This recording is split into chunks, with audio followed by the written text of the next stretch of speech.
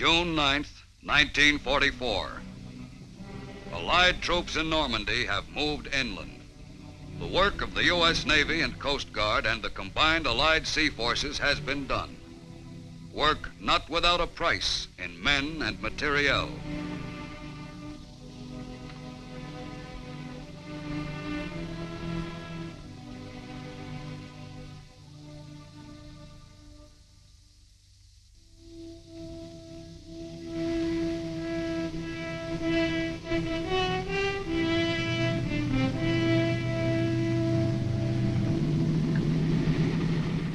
It all began many months earlier.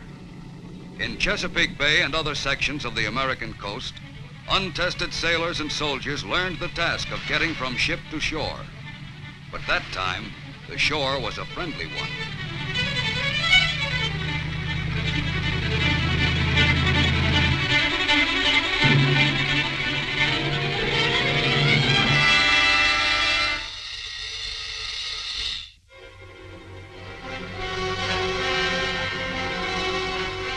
Then, with part of their training finished, they left the United States.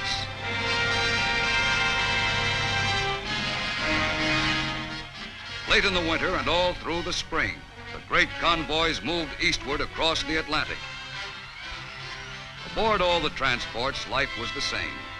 The troops relaxed and waited for the voyage to end.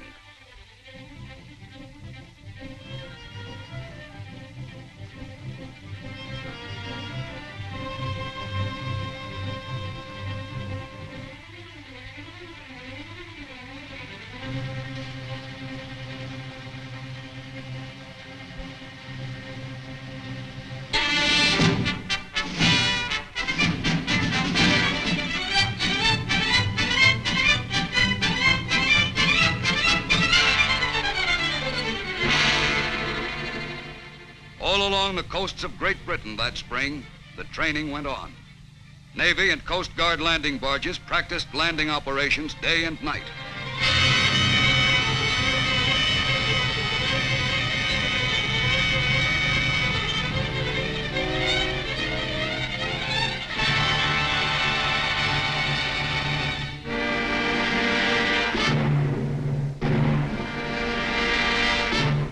Meanwhile, the larger landing craft, LSTs and LCIs, carried on their maneuvers, learning to land at a given spot at a certain time.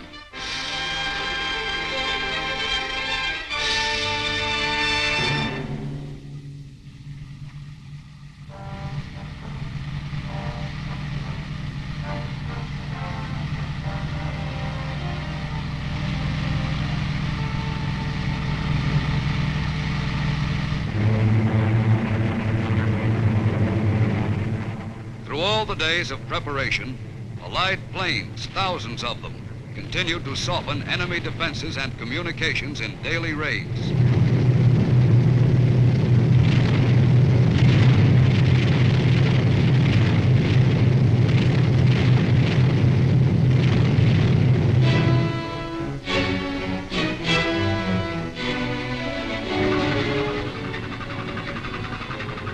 Off the southern coast of England, thousands of ships from all Allied nations are preparing for the invasion signal.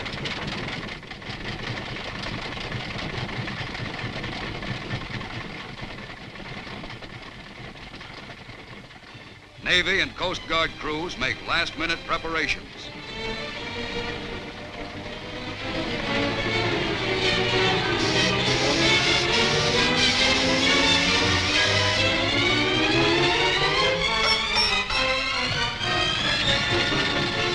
When the K-rations come aboard, everyone knows that D-Day is drawing near.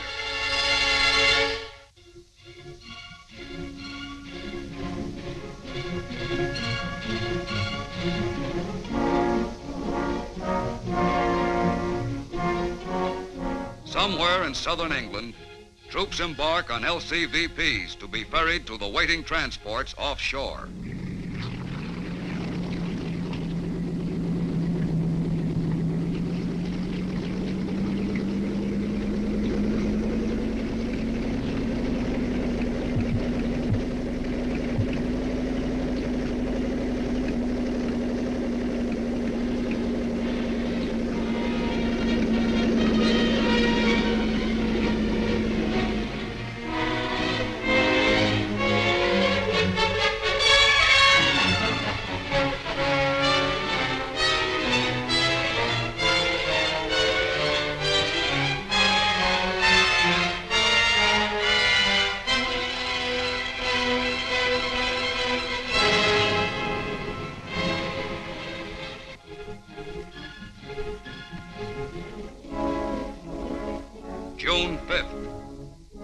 LCIs are loaded. The next time these men step ashore will be on an enemy beach. There's only a little time left to relax.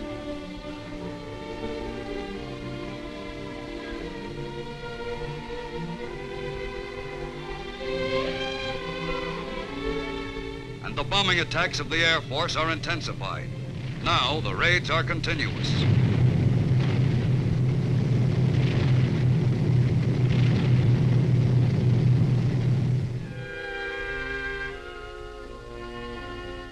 At ports of embarkation, the troops prepare themselves for their greatest battle.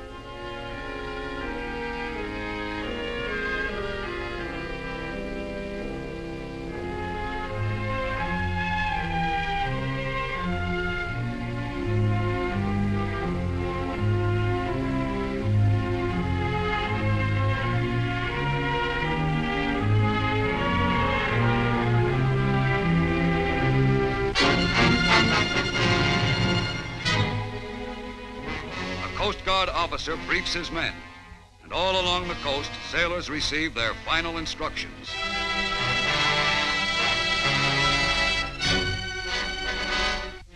At last, the ships leave the coastal waters and move out into the channel.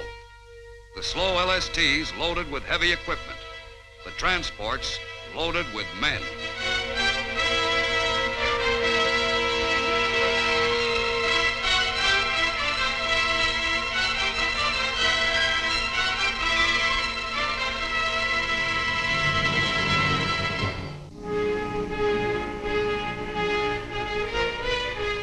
Fast warships screen the mighty invasion fleet from enemy raiders. At 15:30, a Coast Guard flotilla of LCIs leaves, loaded with engineers, medical corpsmen, and infantry.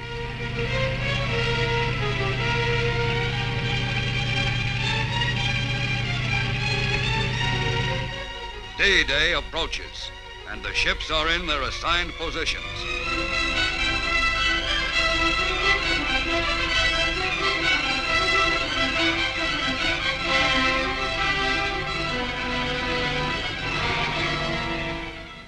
For some of them, like the Coast Guard manned transport chase, it is the fourth invasion in European waters.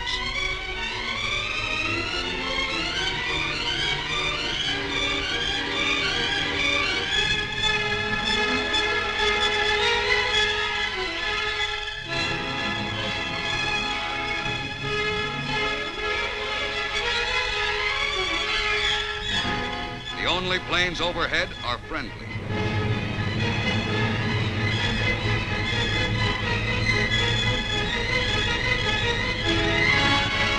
From the 83-foot Coast Guard rescue boats to the Navy's powerful battle wagons, the invasion fleet is moving towards France.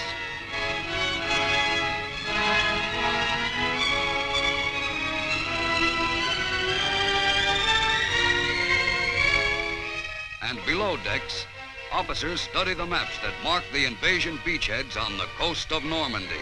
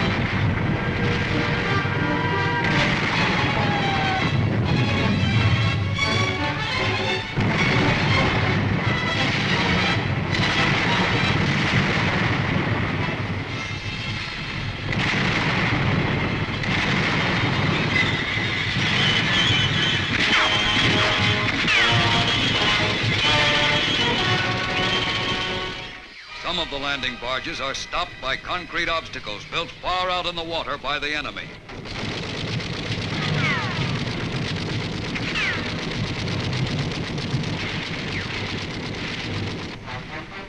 Offshore, the larger landing craft approach the beachhead slowly.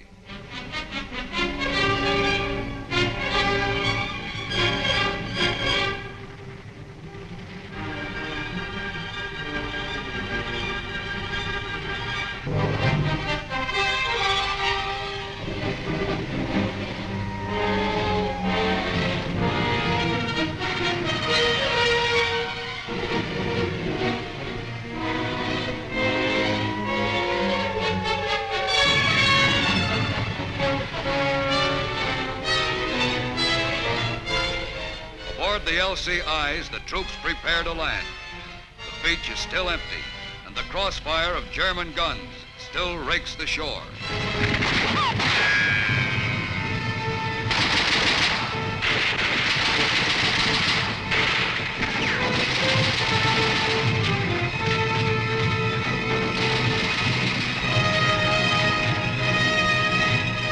Out of enemy firing range, the LSTs wait to move in until the beaches are cleared.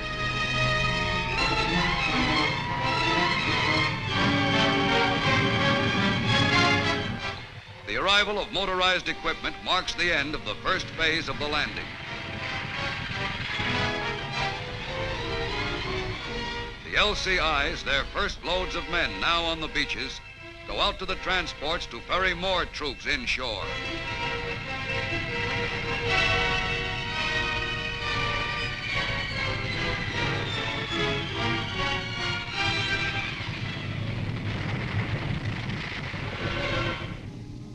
Still waiting beyond gun range, the LSTs unload supplies on smaller LCTs. Heavier equipment is transferred to giant rhino ferries, flat-bottomed barges that will land it ashore. And reinforcements arrive, thousands of men.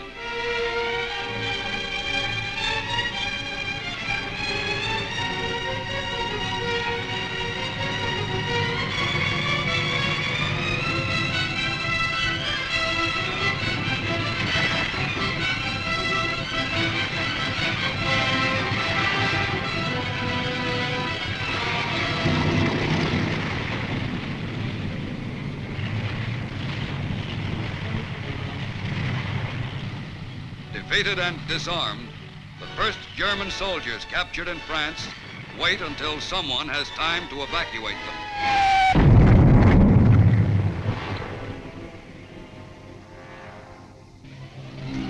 Out in the channel, the rescue boats of the Coast Guard are looking for survivors and aiding damaged vessels.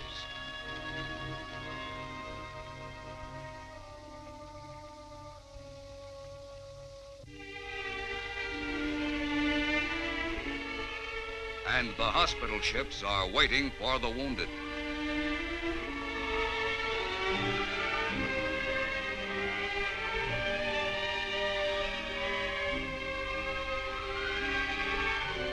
From a damaged Coast Guard LCI, a wounded man is transferred to another ship.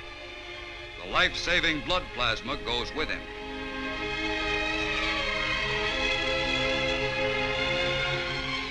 Another Coast Guard manned LCI, badly crippled, could not reach the shore, and its wounded are removed.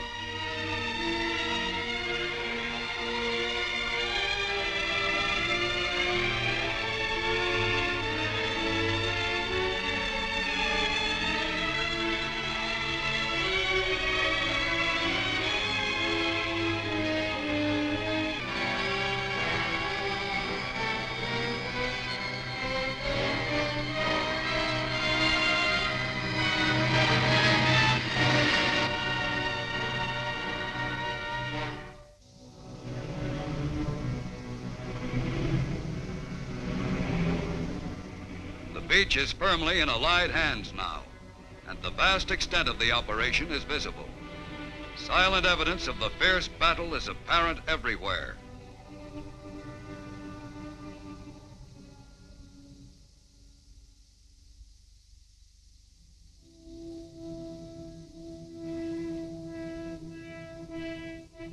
But in a few days, many of the damaged ships will be afloat again.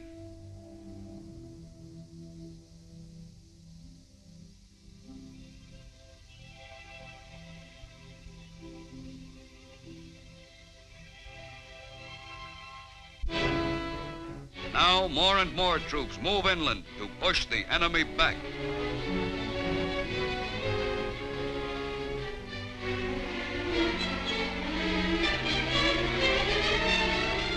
And the LSTs land their cargoes on the beach.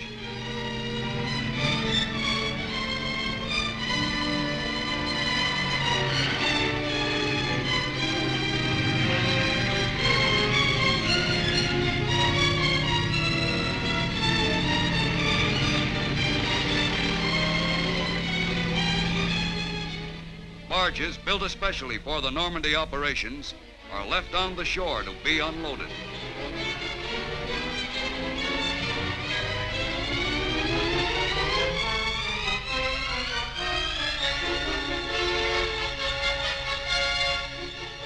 During the daytime, there are only Allied planes in the air.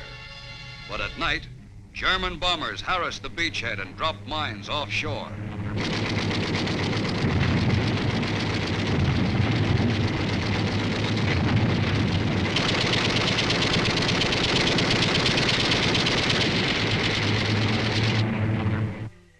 Out of sunken block ships, artificial harbors have been built.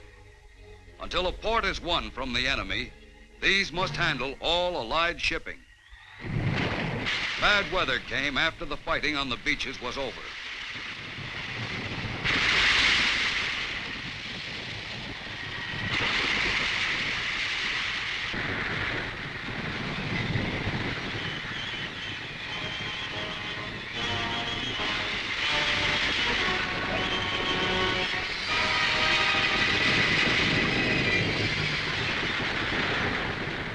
The heavy storm left a trail of damaged ships.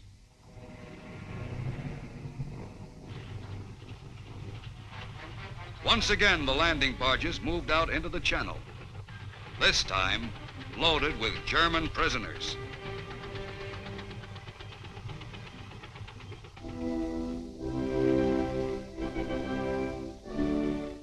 In England, prisoners board a Coast Guard transport. And ships which have carried thousands of American soldiers overseas now return westward with a different cargo, with men who were beaten and captured in Normandy.